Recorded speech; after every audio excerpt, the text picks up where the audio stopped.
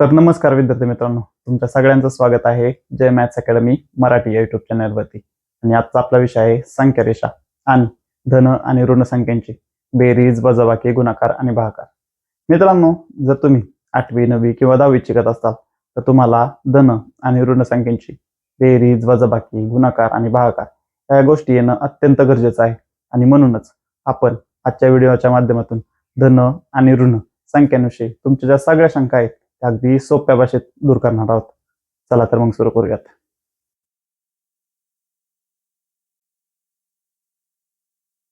मित्रांनो, तुम्ही 8वी 9वी किंवा 10वी शिकत असाल तर तुम्ही आतापर्यंत अशा पद्धतीची संख्यारेषा नक्कीच पाहिली असेल. तर संख्यारेषेविषयी काही गोष्टी आपण पाहूया. तर पहिली गोष्ट आहे की संख्यारेषेच्या मध्यभागी शून्य असतो. तर इथे पाहू शकता मित्रांनो की संख्यारेषेच्या मध्यभागी काय असतो? शून्य असतो. तर शून्याच्या उजवीकडे ज्या संख्या असतात त्या धन संख्या असतात. शून्याच्या उजवीकडे पाहू शकता मित्रांनो 1 2 3 पासून धन इन्फिनिटी पर्यंत धन संख्या असतात.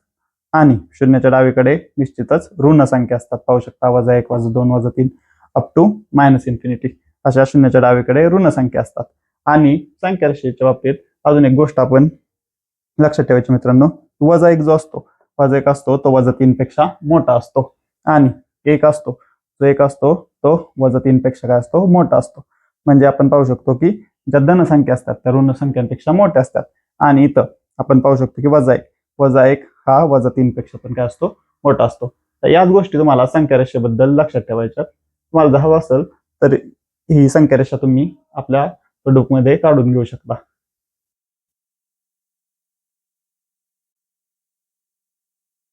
मित्रांनो, संख्यारेषा पाहिल्यानंतर आता आपण बघूया की धन आणि ऋण संख्यांची बेरीज. तर मित्रांनो, जर धन आणि ऋण संख्या असतील आणि त्यांची जर बेरीज असेल तर काय करायचं हे आता आपण या उदाहरणांच्या माध्यमातून पाहूया. तर पहिलं उदाहरण आहे मित्रांनो, जिथं पाहू शकता की दोन्ही संख्या धन आहेत, धन 5 आणि धन 4 आणि त्यांची बेरीज आहे. ही मधली चिन्ह जी आहेत ती इथल्या बेरजेची आहेत की आपण काय करतोय? धन आणि ऋण संख्यांची काय करतोय? बेरीज करतोय. जर दोन्ही संख्या धन असतील तर काय होतं? लक्षात ठेवा मित्रांनो, दोन्ही संख्या धन असतील तर या दोन्ही संख्यांची आपल्याला काय करायचे? बेरीज करायची. 5 आणि 4 किती होतं? 9. आणि उत्तराला धन चिन्ह द्यायचंय. म्हणजे जर दोन्ही संख्या धन असतील आणि त्यांची बेरीज असेल तर त्यांची बेरीज करायची आणि उत्तराला धन चिन्ह द्यायचं. त्यानंतर मित्रांनो, दुसऱ्या उदाहरणात पाहू शकता की दोन्ही संख्या काय आहेत? ऋण आहेत. -5 आणि -4 या दोन्ही पण संख्या काय आहेत? ऋण आणि त्यांची काय आहे? बेरीज. तर अशा वेळेस काय करायचं? या दोन्ही संख्यांची बेरीज करायची. 5 आणि 4 काय होतं? 9. आणि उत्तराला ऋण चिन्ह द्यायचं. उत्तराला ऋण चिन्ह द्यायचं. बघा मित्रांनो की दोन्ही संख्या जर ऋण असतील तर त्यांची बेरीज असेल तर त्यांची बेरीज करायची. 5 आणि 4 9 आणि उत्तराला ऋण चिन्ह द्यायचं. त्यानंतर मित्रांनो पाहू शकता इथं बघा, एक संख्या धन आहे आणि एक संख्या ऋण आहे आणि त्यांची बेरीज आहे. एक संख्या धन आणि एक संख्या ऋण आणि त्यांची बेरीज. अशा वेळेस काय करायचं? तर ह्या दोन्ही संख्यांची काय करायची? वजाबाकी करायची. 5 आणि 4, 5 मधून 4 गेले किती राहिले? 1 राहिले. आणि उत्तराला मोठ्या संख्येचं चिन्ह द्यायचं. मोठी संख्या इथं काय आहे? 5 आहे. 5ला कोणतं चिन्ह आहे? अधिक. आणि उत्तराला चिन्ह काय येणार? अधिक. त्यानंतर मित्रांनो पाहू शकता की शेवटच्या उदाहरणात एक संख्या ऋण आहे पहिली संख्या आणि दुसरी संख्या धन आहे आणि त्यांची बेरीज आहे. त्यावेळेस पण काय करायचं मित्रांनो की ह्या दोघांची काय करायची? वजाबाकी करायची आणि उत्तराला मोठ्या संख्येचं चिन्ह द्यायचं. बघा इथं मोठी संख्या कोणती आहे? -5 म्हणून उत्तराला वजा चिन्ह येणार. आणि या दोन्हींची काय करायची? आपल्याला वजाबाकी करायची. वजाबाकी करताना मोठ्या संख्येतून लहान संख्या वजा करायची. म्हणजेच 5 मधून 4 गेले किती राहिले?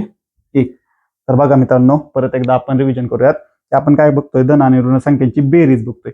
बेरीज बघतोय म्हणून इथं आपण सगळ्या चिन्ह काय आहेत? बेरीज. बघा दोन्ही संख्या इथं काय आहेत? धन. धन ज्यावेळेस असतील त्यावेळेस त्यांची काय करायची? बेरीज करायची. 5 आणि 4 9 आणि उत्तराला धन चिन्ह द्यायचं. त्यानंतर दोन्ही संख्या ऋण असतील आणि त्यांची बेरीज असेल तर त्यावेळेस पण त्यांची काय करायची? बेरीज करायची आणि उत्तराला ऋण चिन्ह द्यायचं. का? तर दोन्ही संख्यांना ऋण चिन्ह आहे. त्यानंतर मित्रांनो पाहू शकता की इथं एक संख्या धन म्हणजे पहिली संख्या धन आहे आणि दुसरी संख्या ऋण आहे. तर अशा वेळेस काय करायचं? यांची वजाबाकी करायची आणि उत्तराला मोठ्या संख्येत चिन्ह द्यायचं. मोठी संख्या इथं 5 आहे म्हणून यांची वजाबाकी करून 1 आला आणि 5 मोठी संख्या असल्यामुळे त्याचं चिन्ह आपण 1 ला दिलं. त्यानंतर इथं पाहू शकता मित्रांनो की पहिली संख्या ऋण आहे आणि दुसरी संख्या धन आहे. त्यामुळे आपण काय केलं? इथं यांची परत काय केली? वजाबाकी केली आणि वजाबाकी करून उत्तराला मोठ्या संख्येचं चिन्ह दिले. -5 मोठे होते म्हणून उत्तराला वजा चिन्ह दिले. तर ही असती धन आणि ऋण संख्यांची बेरीज. जर तुम्हाला लिहायचं असेल तर तुम्ही व्हिडिओ पॉज करा आणि लिहून घ्या.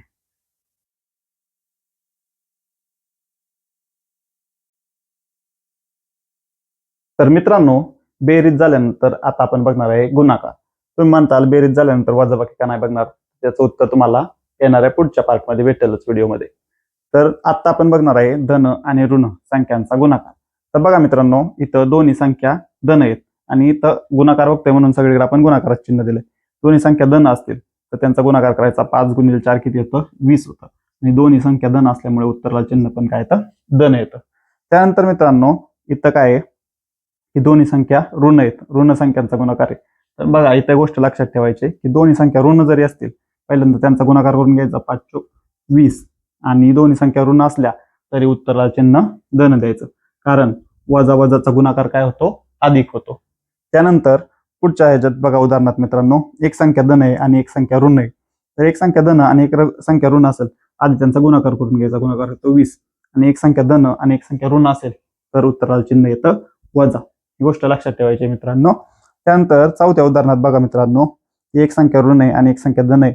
जसं इथं होतं, पहिल्यांदा गुणाकार लिहून घ्यायचा 20, आणि एक संख्या धन असेल आणि एक संख्या ऋण असेल तर उत्तराला चिन्ह काय येतं, वजा येतं. आता तुम्हाला माहिती. तर परत एकदा आपण रिव्हिजन करूयात मित्रांनो. जर दोन्ही संख्या धन असतील तर त्यांचा गुणाकार करायचा आणि उत्तराला धन चिन्ह द्यायचं. दोन्ही संख्या ऋण जरी असतील तरी त्यांचा गुणाकार करून घ्यायचा आणि उत्तराला धन चिन्ह द्यायचं. वजा वजाचा गुणाकार हा अधिक होतो, ऋण ऋणाचा गुणाकार धन होतो. ही गोष्ट तुम्ही कायम लक्षात ठेवा. त्यानंतर मित्रांनो, एक संख्या धन असेल एक संख्या ऋण असेल तर त्यांचा गुणाकार करायचा आणि उत्तराला ऋण चिन्ह द्यायचं.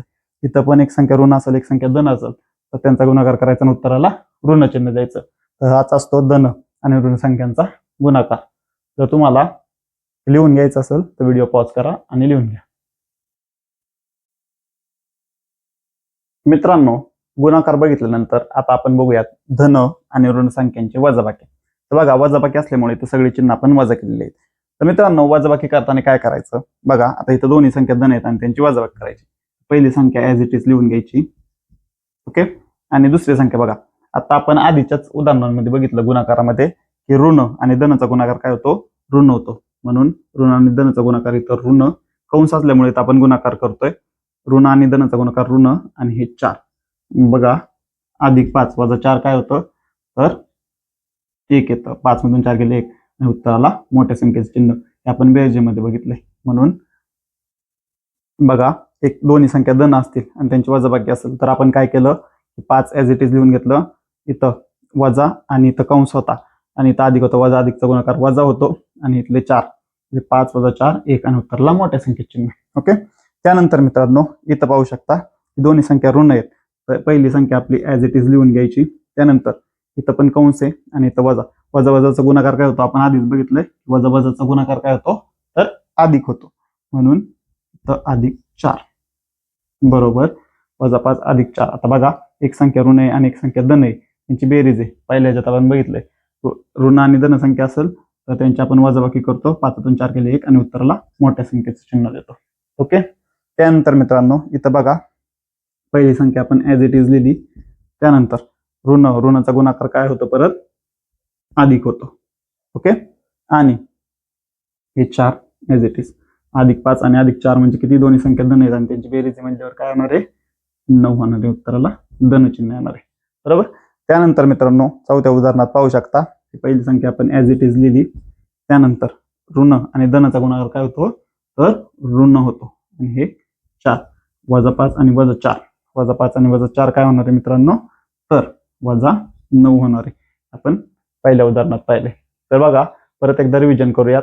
थोडंसं समजायला किचकट आहे पण व्यवस्थित लक्ष द्या. बघा, दोन्ही संख्या धन होत्या आणि त्यांची वजाबाकी होती. आपण काय केलं, पहिली संख्या ऍज इट इज घेतली, धन आणि ऋणाचा गुणाकार केला, कंस असल्यामुळे आपण गुणाकार करतोय.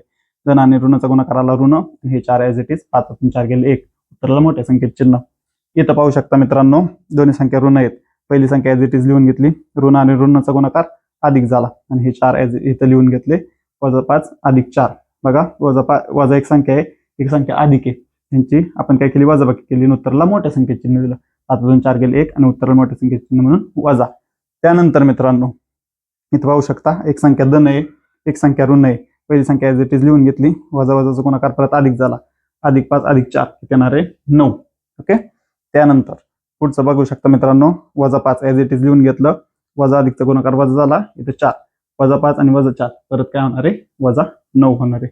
तर हाच असतो धन आणि ऋण संख्यांची वजाबाकी.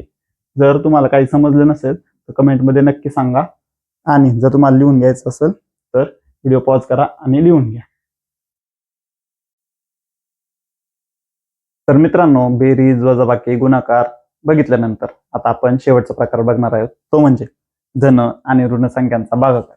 मित्रांनो, पाहू शकता भागाकार असल्यामुळे आपण सगळे भागिले चिन्ह दिले बघा. तर पहिली गोष्ट आहे की दोन्ही संख्या धन आहेत आणि त्यांचा भागाकार आहे. त्यावेळेस असं असतं, दोन्ही संख्या धन असतील आणि त्यांचा भागाकार असेल, म्हणजेच काय असणार इथं, +8 भागिले +4. जर त्यांचा भागाकार असेल तर भागाकार करून घ्यायचा, 4 × 4, 4 × 2 = 8, 2, आणि उत्तराला धनचिन्ह द्यायचं. म्हणजे काय, जर दोन्ही संख्या धन असतील त्यांचा भागाकार करायचा आणि उत्तराला धनचिन्ह द्यायचं. तर इथं पण बघू शकता मित्रांनो, दोन्ही संख्या ऋण आहेत, म्हणजे काय, तर +8 भागिले +4. तर यावेळेस पण भागाकार करून घ्यायचा, तो येईल 2, 4 × 4, 4 × 2 = 8, मग 2, आणि उत्तराला काय चिन्ह द्यायचं मित्रांनो, भागाकार जरी असला तरी ऋण असेल तर उत्तराला धनचिन्ह द्यायचं. ओके, ही गोष्ट इथं लक्षात ठेवायची. जर दोन्ही संख्या ऋण जरी असल्या तरी पण उत्तराला धनचिन्ह द्यायचं, त्यांचा भागाकार असेल तर.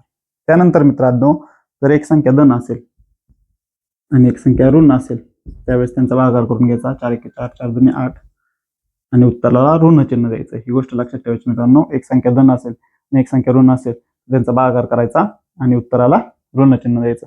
इथं पण मित्रांनो पाहू शकता, एक संख्या ऋण आहे आणि एक संख्या धन आहे, तर यांचा भागाकार किती येणार आहे, 2 येणार आहे. 4 × 4, 4 × 2 = 8, आणि उत्तराला काय चिन्ह येणार आहे, ऋण, कारण एक संख्या ऋण आहे आणि एक संख्या धन आहे. परत एकदा थोडक्यात रिव्हिजन करूया मित्रांनो, की जर दोन्ही संख्या धन असतील आणि त्यांचा भागाकार असेल, दोन्ही संख्या धन असतील त्यांचा भागाकार असेल, तर भागाकार करून घ्यायचा आणि उत्तराला धनचिन्ह द्यायचं. दोन्ही संख्या ऋण असतील तर त्यांचा भागाकार करायचा आणि तरी पण उत्तराला धनचिन्ह द्यायचं. जरी दोन्ही संख्या ऋण असतील तरी त्यांचा भागाकार असेल तर उत्तराला धनचिन्ह द्यायचं. त्यानंतर मित्रांनो, एक संख्या धन असेल, एक संख्या ऋण असेल, त्यांचा भागाकार करायचा आणि उत्तराला ऋणचिन्ह द्यायचं. तसंच इथं पण एक संख्या ऋण आहे, एक संख्या धन आहे, त्यांचा भागाकार करायचा आणि उत्तराला ऋणचिन्ह द्यायचं. तर हाच असतो धन आणि ऋण संख्यांचा भागाकार. तर कोणती गोष्ट समजलं नसेल तर कमेंटमध्ये नक्की सांगा, आणि तुम्हाला जर हे लिहून घ्यायचं असेल तर व्हिडिओ पॉज करा आणि लिहून घ्या.